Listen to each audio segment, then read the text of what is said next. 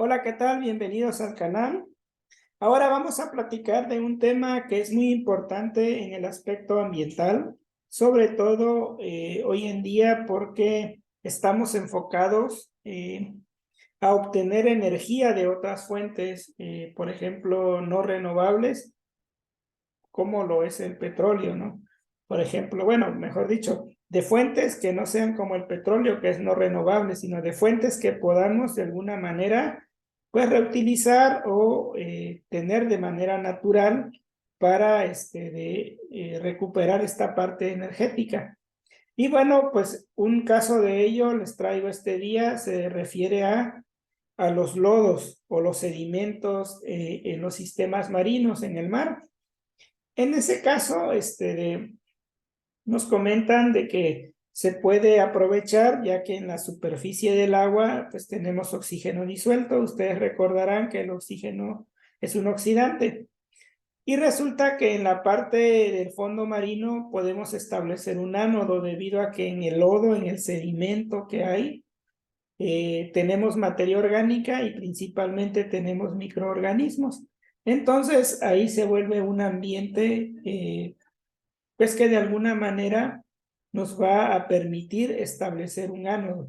Es decir, hay un ambiente altamente reductor abajo y en la parte de arriba hay un ambiente altamente oxidante. También entonces vamos a poder recuperar la parte de energía. Por supuesto, estableciendo un contacto eléctrico, como lo muestra en la figura. Y nos comenta que este tipo de energía, a pesar de que los estudios que se han hecho son a menor escala, hablamos de cátodos de 100 centímetros cuadrados, y además el lodo o el sedimento marino se ha transportado a un laboratorio. Nos comentan que aproximadamente se puede recuperar 7 miliamperes por metro cuadrado, o lo que equivale a un valor de 1 miliwatt por metro cuadrado de cátodo. En el futuro, los científicos específicamente pueden revisar este artículo para mayor profundidad. Comentan que es posible tal vez recuperar 30 miliwatts por metro cuadrado, siempre y cuando se utilicen cátodos más amplios. Pero bueno, entonces, ¿cuál es la situación aquí? ¿O qué hay detrás de la química aquí? Pues bueno, todo se explica con la química y bueno, vamos a dar hincapié a lo siguiente. Vamos a pensar que aquí tenemos agua del océano, como lo comentamos, aquí tenemos abundante agua del océano y tenemos oxígeno disuelto. Que el oxígeno disuelto aquí es menor que en agua pura, eso también lo podemos ver. Si les interesa, escríbanme aquí. ¿Por qué la cantidad de oxígeno disuelto en agua de mar es menor que la cantidad disuelta en agua pura? Eso es muy interesante y tiene que ver con algo que ya vieron en otros videos anteriores, principalmente el de la caries, cuando hablamos del pH, algo que se llama actividad, ¿ok? Ahí se los dejo de tarea. Bueno, el sedimento marino que tenemos, aquí hay materia orgánica. Y resulta que en ese lodo, a diferentes profundidades, tenemos diferentes medios oxidantes. A nivel de mar, o sea, en la superficie del agua de mar, pues hay abundante oxígeno. Pero a medida que ya llegamos al sedimento, lo que predomina son iones nitratos. Después de 5 centímetros aproximadamente tenemos iones de hierro. Y en el fondo, aproximadamente a 1 metro de profundidad de lodos, encontramos los sulfatos. Y esta línea que ven aquí trata de emular, así como lo vieron en un video, de la saliva con el diente o el esmalte. Aquí trata de representar una interfase entre el sedimento con el agua. ¿De acuerdo? Pues ahora, ¿qué va a pasar? Bueno, la materia orgánica que hay aquí tenemos materia orgánica. No tenemos oxígeno, ¿verdad? Porque el oxígeno se va perdiendo, hay menor concentración hasta llegar acá y ya no hay oxígeno. Todo esto es un ambiente anaerobio, ¿de acuerdo? Y entonces resulta que estos oxidantes que están aquí van a promover, como bien su nombre lo dice, si son oxidantes, promueven la oxidación de alguien. de la materia orgánica, pero en un ambiente libre de oxígeno. Y bueno, ¿cómo vamos a aprovechar esto? Pues vamos a establecer una pila, un circuito para generar energía. Y los electrones que tenemos son los que significan corriente eléctrica, ¿verdad? Y bueno, pues vamos para allá. Vamos a conocer qué hay detrás de la química. Pues resulta que el sulfato en el fondo marino, ¿sí? De acuerdo a lo que han observado en este artículo, hay formación de esta especie. ¿Qué quiere decir? Que el sulfato aquí tiene un número de oxidación más 6 y aquí este tiene un número de oxidación -2. ¿Qué pasa cuando el número de oxidación, si es 0? Si el número de oxidación aumenta, la especie se oxida. Si el número de oxidación disminuye, se reduce. Como pueden ver, aquí pasa de +6 a -2, pues se reduce. Entonces el sulfato se reduce a este ion, ¿de acuerdo? El cual ha sido cuantificado, por supuesto. Y entonces vamos a terminar de balancear con agua. Tenemos esto. Y aquí tendríamos que tener 9 protones más 8 electrones. Y esta es la reacción química del oxidante en el lodo. ¿Sí? Pero ¿qué va a promover entonces? Pues va a promover la oxidación de la materia orgánica. Entonces la materia orgánica, en ausencia de oxígeno o por microorganismos que no respiran, tiene que tener algo así más o menos. No sabemos, pero aproximadamente tiene que ser esto. Y se tiene que oxidar a CO2 más agua, ¿verdad? La suma de estas dos reacciones, como bien lo saben ustedes, me daría una ecuación representativa o neta, la cual pudiéramos pensar que es la siguiente.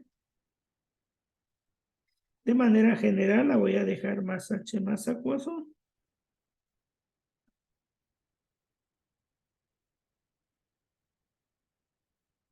Esta sería una ecuación global que ocurre ¿dónde? Dentro del fondo marino, en el lodo, podríamos decir. ¿De acuerdo? Y bueno, por otro lado, que nos dicen en ese artículo es que esta especie se puede oxidar. Y se va a oxidar, ¿por qué? Porque a medida que esta especie empieza a difundir del lodo hacia la superficie del agua, pues se va a encontrar el oxígeno o una especie que la va a oxidar. Si la oxida, se va a ir hasta azufre 0. O no olviden la tablita, ahora va a pasar de -2 a 0, el número de oxidación sube, por lo tanto se oxida. Y si se oxida, pierde electrones. Entonces aquí tenemos esta reacción química. Esta reacción es la reacción de oxidación, ¿sí? Y si ven, esta reacción, una reacción de oxidación siempre ocurre en un ánodo, ¿verdad? En una pila, recuerden que en el cátodo ocurre una reacción de reducción y en un ánodo ocurre la reacción de oxidación. Entonces, lo que se está haciendo o lo que se pretende hacer es aprovechar en este ánodo y en este cátodo, aquí en el ánodo, voy a llevar a cabo una reacción química. La reacción química de HS a azufre elemental. Aquí va a estar el ánodo. Y en el cátodo, ¿qué creen que voy a hacer? Pues voy a reducir el oxígeno. Lo voy a reducir a agua. ¿De acuerdo? Y se va a generar electrones. ¿Por qué electrones? Porque vean, aquí se generan electrones. Y de la reducción del oxígeno, ¿cómo se lleva a cabo la reducción del oxígeno?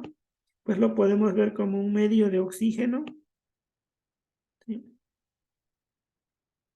Más 2H más acuoso, más 2 electrones, me da agua. Y ahí está. Ya está balanceada. Y aquí como notamos, ya sabemos que aquí la reacción es HS menos azufre elemental, 2 electrones, y aquí es H más. Y estos electrones, en lugar de sumarlos como una reacción, como lo hemos hecho, las voy a llevar por separado. Y entonces voy a provocar que estos electrones se transporten. Y siempre el transporte va del ánodo hacia el cátodo. No olviden que así. Y entonces estos protones que están aquí, que vean que salen de aquí, pudieran cerrar el circuito aquí. Y se utilizan ¿en dónde? En la otra reacción, ¿no? La de aquí. Y voilà, con eso es la química que hay detrás de la generación de energía. Y bueno, pues lo que nos cuentan en este artículo nos dicen que el potencial en ambos electrodos antes de aprovechar la corriente eléctrica, el potencial se llama OCP, o potencial de circuito abierto, en inglés Open Circuit Potential, y es de aproximadamente 0.7 volts. Pero a medida que ya empieza a circular corriente, este potencial dicen que disminuye hasta 0.1 volt, lo cual pudiera ser en su momento muy bajo, y por lo tanto ellos logran obtener densidades de corriente pues alrededor de 7 miliamperes sobre metro cuadrado, lo que al final da un valor de aproximadamente 1 miliwatt sobre metro cuadrado. Pues están de alguna manera confirmando o demostrando que se puede recuperar energía. Ahora, la pregunta es, ¿a este sistema que te da energía gratuita se le conoce como celda galvánica? ¿Por qué?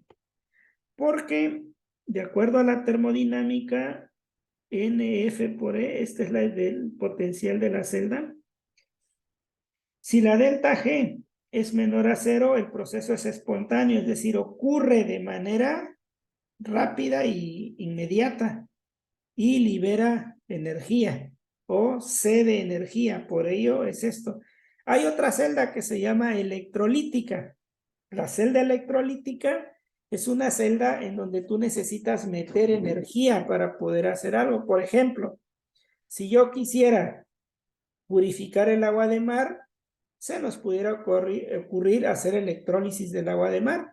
Y la electrólisis del agua de mar sería descomponer el agua vía electrolítica a oxígeno e hidrógeno, ¿verdad? Y tendríamos esto, vía electrólisis. Y sería una celda electrolítica. De hecho, si tengo hidrógeno, pues ya tengo combustible y por ello es muy caro producir combustible a partir del agua porque la electrólisis o la celda electrolítica implica meter energía para producir energía, lo cual pues no puede ser viable. Ahora, se puede ocurrir que puedo hacer una celda electrolítica y después de aquí puedo purificar, aquí pensemos agua de mar. Y se me puede ocurrir esto. Y después estas dos combinarlas en una reacción para sintetizar agua pura. Sería una idea brillante, el problema es el costo para la celda electrolítica, ¿sí? Entonces ya queda claro que es una celda galvánica es algo que vamos a producir de manera, bueno, podemos establecer o conectar de manera natural, pero los procesos van a producir energía. ¿Por qué? Porque el potencial de celda que se calcula, que es el potencial del cátodo menos el potencial del ánodo, esta E siempre es mayor que 0, ¿sí? Esto es menos NF, ¿sí? Y si es mayor que 0, quiere decir que se produce un potencial positivo y que se puede aprovechar. Si el potencial fuera negativo, quiere decir que es la cantidad de potencial o de energía que necesitamos meter al sistema para que esas reacciones o ese tipo de reacciones puedan ocurrir. Entonces, pues esto es lo que en realidad se refiere a recuperar energía de otros residuos. Por supuesto que esto todavía no está tan avanzado. El artículo creo es del 2001, si mal no recuerdo, sí, 2001. Ya hay 20 y tantos años de avance, entonces probablemente ya se tenga más información. Y por supuesto, esta energía que se produce aquí, como se está buscando en la cuestión marina, pues lo que comentan es que esta energía que se pueda recuperar probablemente pueda ser usada para ciertos dispositivos de viaje o ciertos dispositivos de oceanografía o ciertos dispositivos que se necesitan llevar en el barco y que necesitan corriente eléctrica. Entonces, de esa manera se pudiera establecer la recuperación de energía y utilizarse en ello. Si te gustó el video, pues dale me gusta. Entonces, por favor, este potencial de celda para el oxígeno es alrededor de 1.23 volts. Y para este lo calculé en Medusa. Medusa es un software y lo calculé como 0.063. La diferencia da un potencial positivo de alrededor de 0.25 volts. Por ello es una celda galvánica. O si hubiéramos calculado la termodinámica, resulta que el cambio de energía libre de Gibbs es menor que 0. Y entonces es un proceso espontáneo. ¿Sí? ¿De acuerdo? Y bueno, eso hay detrás de este tipo de procesos que de alguna manera apuntan hacia la obtención de energía. Otra fuente de energía puede ser el biodiesel. Más adelante voy a hacer unos videos de cómo se produce el biodiesel. Otra manera sería a partir del agua residual. El agua residual contiene, por ejemplo, materia orgánica en el cual podemos obtener gases, por ejemplo, como metano o lo que conocemos como gas natural, metano y CO2 y CO. Entonces, ese gas natural lo podemos obtener y de hecho voy a hacer un video en donde a partir de 1.000.000 de metros cúbicos de agua, cuántos metros cúbicos de gas natural podemos obtener. Y la cantidad que se obtiene es gigantesca. Pero ¿cuál es el reto? Que no solo sale metano, ¿verdad? También sale sulfídrico y amoníaco. Y esa es la limitante por la cual pues no vemos esos procesos actualmente a nivel industrial produciendo metano. Otra cuestión es que no hay dónde almacenar el metano. Entonces tiene que tener una cuestión de seguridad y no tenemos dónde almacenar metano. Este caso de estudio yo lo estoy viendo, por ejemplo, en la presa Presidente Benito Juárez de Jalapa del Marqués. Llegan aguas residuales del pueblo y tal vez esos lodos o esos sedimentos se pudieran aprovechar para establecer un sistema de este tipo y al menos tener como un faro o un alumbrado en la presa. Eso también pudiera ser.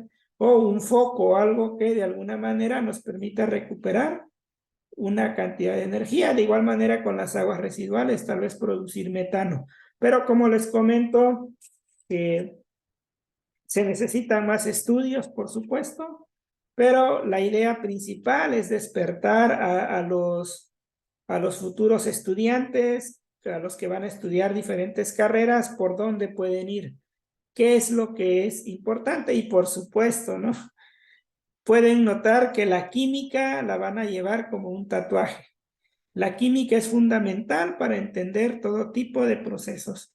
Pues bueno, pues con esto terminamos el video. Espero les haya gustado. Regalan un like, comparte esta información con ingenieros ambientales que conozcas, que les puede interesar este tipo de información. Y bueno, toda la información relacionada a ese artículo ya la dejé ahí y lo pueden consultar. No lo puedo poner porque hay derechos de autor y cada artículo cuesta alrededor de $50. Entonces, si quieren profundizar, pues hay que desembolsar $50 o buscar en una universidad quien nos pueda proporcionar el artículo. Muchas gracias. Nos vemos.